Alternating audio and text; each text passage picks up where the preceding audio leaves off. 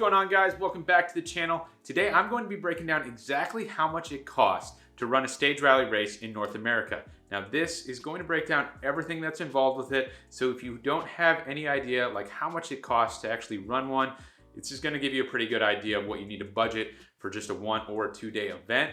Now, don't get too discouraged with this. It is a little bit expensive, but if you can just run 1 or 2 events a year, it's definitely doable. That's kind of what I'm doing because it's kind of expensive. You'll see though.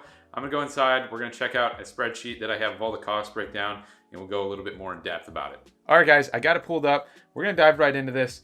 We're gonna start off with first like entrance fee, licensing, all that kind of stuff that you're gonna have to purchase before you can even go to the event. Now, this is gonna depend on who you're actually running a rally with, because you have a few choices in America. You can either run with American Rally Association, which is what this is. They kind of have a monopoly right now on almost every single rally in America, but there's also NASA Rally Sport. They're not as big anymore. They're a little cheaper. I kind of like their prices a lot more because they're a lot lower and it's more grassroots oriented.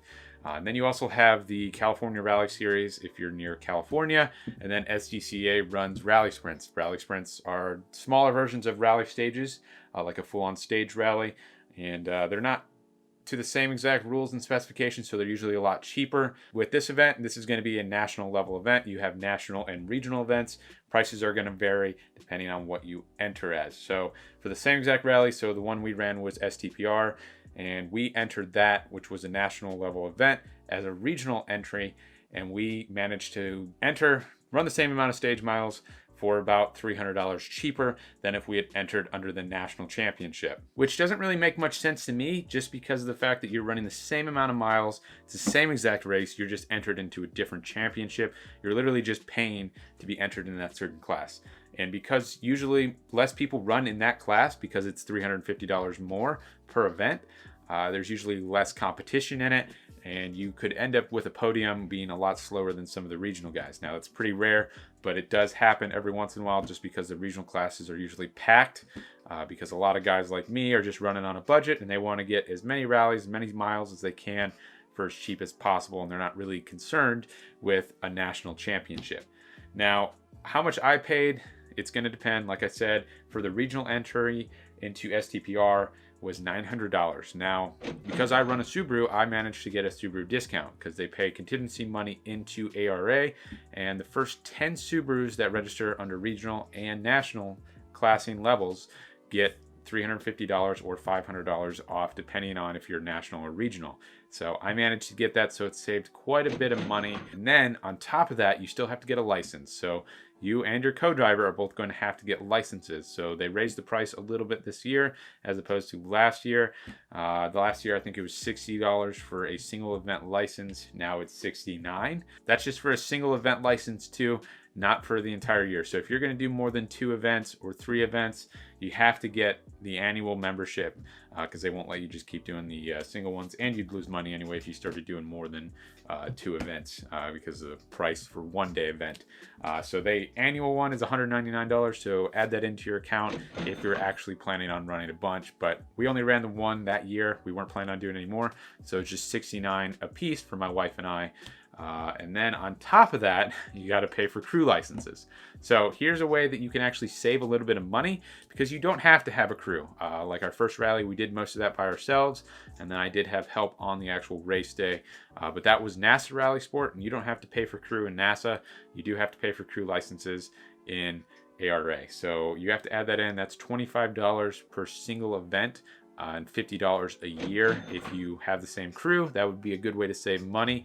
If you know that you can have the same 2 people at every rally, just spend $50 per guy, and then you're done. You don't have to pay anymore. Moving on from that, we're going to get into transportation costs. This is obviously going to vary depending on what you have to tow with. So for me, I've got that 2500 diesel out there, and that's what I was towing with. So for me to tow as far as I did, which was 10 hours one way, 10 hours back, so it was about 600 miles one way. It was $350 total in diesel that I had to use going there and coming back. Now, once I got there, I also needed a rental car because we had to do recce. I wasn't going to take the truck on recce. A lot of people do. I don't trust my truck enough to do that. I kind of wanted to put as limited amount of miles on that thing as possible so we can make it back. So I got a 1-day rental. That was $36. And then usually you'll chip in for gas for crew if they actually drive up there and they offer their time for you, because that's probably the least you can do, like gas and food for them. It's pretty big.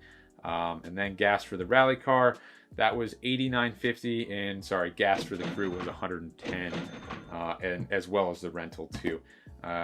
So that was quite a bit of money just spent in transportation, pretty much all gas fees there. You can definitely save some money by getting a more fuel efficient vehicle, towing with an open car trailer as opposed to like an enclosed or something like that. But it's going to be pretty expensive, especially if you have a gas truck or anything like that, because your mileage is really going to go down. I averaged about 11 miles per gallon with that thing, and it did pretty well. Next up, we have lodging.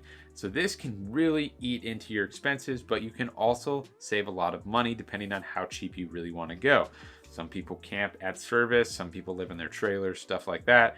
That's definitely the way to go if you want to save a bunch of money and try to do it as cheap as possible. Not sure how your crew would feel about it, but if it's just you and your co-driver and you're living in your trailer, just camping outside your trailer or something like that for 3 days, and then just, I don't know what you're doing for showers and stuff, but yeah, you could definitely do that and you could save a lot of money.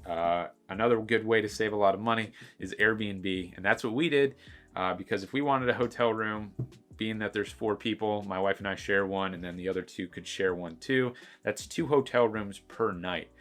We needed 4 nights while we were there because it was a 2-day rally. That would have been around $800 to $900 if we had gotten just a cheap hotel for 2 rooms. So definitely saved a lot of money. It was $568 total for our Airbnb, and we had planned on splitting it with another team that was supposed to show up.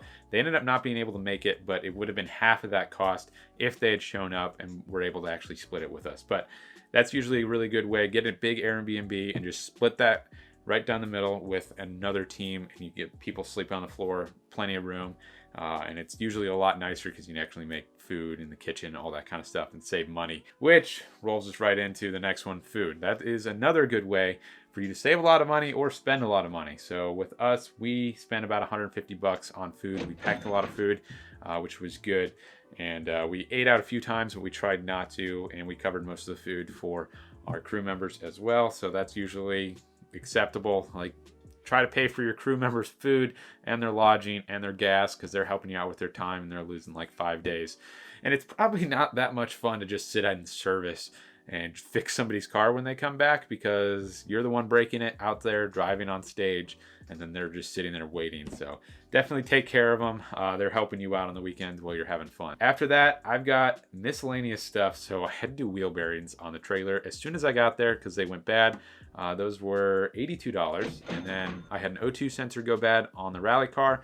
Ended up having to replace that. That was $49. Managed to get it at an auto parts store close to there because I didn't have a spare. So altogether for the event, we were at $22.97. I think, if my math is correct. We let Excel do it. We'll see though. So you can definitely save a lot of money. So like if you half the Airbnb and you don't have to pay the whole price, there's $284 that you don't have to pay. And then if you don't have to get gas for crew because you're saving money that way, that's $100.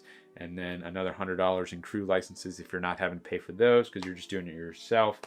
There's just a lot of little stuff that you can save money. Pack your own food, just eat literally like lunch meat and sandwiches if you're really on that much of a budget, or even just camp and you save $500 there. Now this is really just the costs associated with actually running the event. None of this was prepping the car or doing anything like that.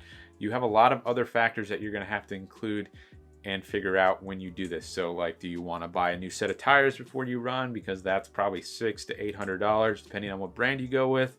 Do you need to buy any spare parts for the car? Anything like that. Special fuel for the race car where you have to get E85 or higher octane depending on what kind of a tune that you're running. There's just a lot of little stuff that you're going to have to figure out and add to your budget. But this is a good starting point if you have a basic car, nothing crazy. You're running used rally tires that you had, like I was. You're not buying a whole new set just for it, because honestly, I'm pretty slow when I drive, so I don't need a new set every time that I run a rally because there's enough life on those tires to last probably 3 more at least. And if you drive more of an expensive car that's prone to braking, that kind of stuff. So y'all have to figure that out on your own. Kind of add that into the equation. Hopefully this video wasn't discouraging to you. I just really wanted to put it together to show that it is feasible. It may not be feasible to run like an entire championship, but 1 or 2 events a year should be feasible if it's something that you actually want to do. It's a lot of fun. It's definitely worth it if it's something that you really want to do, to get out there and try it at least once. It is expensive. I 100% understand that. And I wish it was cheaper and there was more sponsors and everything like that in America. Unfortunately, there isn't, and you're really not going to ever make money running Stage Rally. But you watching this video, hitting like, commenting, and subscribing to my channel really does help out a little bit to help get us to more rally events. Because what little bit I do make from YouTube goes right back into the car, right back into trying to get more events down.